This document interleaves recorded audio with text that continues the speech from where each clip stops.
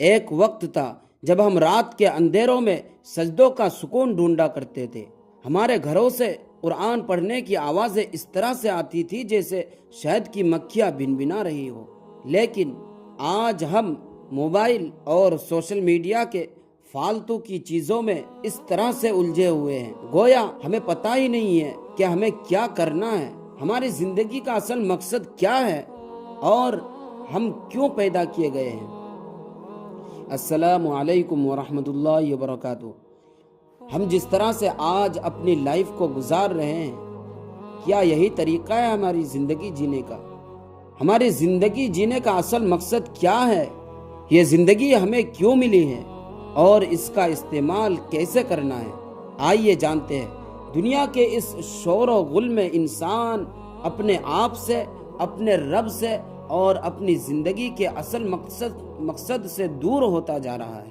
ہم دن بھر کام کرتے ہیں، پیسے کے لیے، عزت اور شہرت کے لیے، ایک دوسرے کی کمپیریزن کی آگ میں جلتے ہیں اور رات کو صرف تھک ہار کر سو جاتے ہیں۔ نہ دل میں سکون ہے اور نہ آنکھوں میں روشنی۔ اور سب سے بڑھ کر بات پتہ ہے آپ کو کیا ہے؟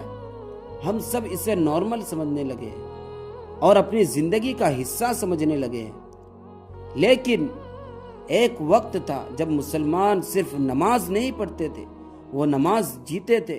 کیا مطلب؟ نماز میں خشوع و خضوع، پورے دھیان اور توجہ کے ساتھ نماز ادا کرنا، دنیا کی الجھنوں سے اپنے دماغ کو فارغ کر کے اطمینان کے ساتھ ہر فرض اور واجبات کا خیال رکھتے ہوئے اور سنتوں پر عمل کرتے ہوئے نماز ادا کرتے تھے، جو انہیں ہر طرح کی برائیوں سے روک دیتی تھی۔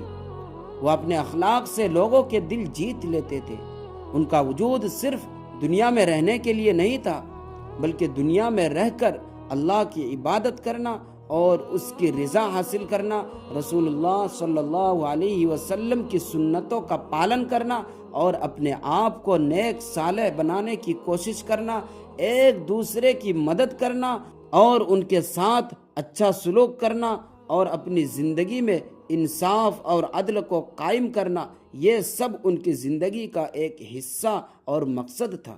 حضرت عمر بن خطاب رضی اللہ عنہ ایک وقت میں سب سے بڑے دشمن تھے اسلام کے، لیکن جب قرآن کا اثر دل تک پہنچا تو وہ وہی عمر بن گیا جن کے ایک حکم پر آدھا جہان کانپتا تھا۔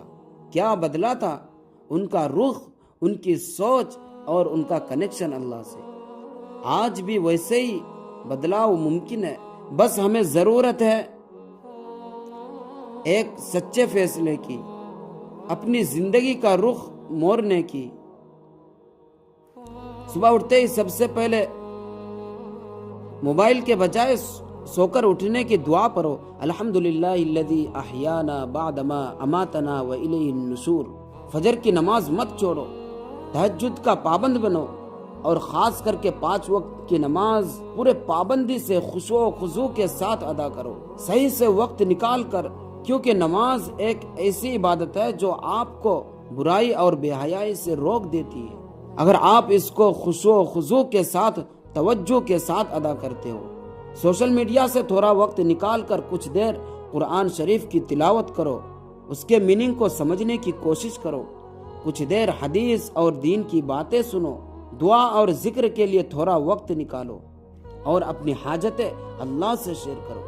صدقہ خیرات کرو، جتنا ہو سکے، 10 روپے ہو سکے یا 20 روپے یا پھر 5 روپے ہی کیوں نہ ہو، جتنا بھی ہو سکے صدقے کی عادت ڈالو، اس کی بہت سی برکتیں ہیں۔ اور ہر رات سونے سے پہلے اللہ سے توبہ کر کے ایک گناہ کا بوجھ اپنے دل سے ہلکا کر لو۔ یہ چھوٹی چھوٹی عادتیں ایک دن آپ کو وہ انسان بنا دے گی جسے دیکھ کر لوگ بھی کہیں گے واقعی یہ اصلی مسلمان ہے۔ لیکن ہمیں تو اللہ کے لیے کرنا ہے، نہ کہ لوگوں کے لیے۔ اور یہ زندگی صرف ایسے ہی عیش و عشرت کے ساتھ گزارنے کے لیے نہیں ہے، بلکہ اس کا کچھ مقصد ہے۔ اصل زندگی وہ ہے جس میں دنیا کے ساتھ ساتھ دین بھی ہو، نبی کریم صلی اللہ علیہ وسلم کی سیرت بھی ہو۔ کوشش کرو اپنی زندگی کو صحیح راہ پر لانے کی۔ اگر آج آپ اپنی زندگی کو صحیح رخ پر نہیں لاؤ گے تو پھر کل پچھتانے کے سوا کچھ نہیں رہے گا۔ اگر آپ کے دل میں کچھ بھی محسوس ہوا ہو تو شروع کر دو آج سے ایک نئی زندگی کو، اور اپنے رب کی طرف لوٹ جاؤ، وہ تم سے اتنی ہی محبت کرتا ہے۔ اس ویڈیو کو زیادہ سے زیادہ شیئر کریں۔ ملتے ہیں کل کسی اور نئے ویڈیو کے ساتھ، تب تک کے لیے اللہ حافظ۔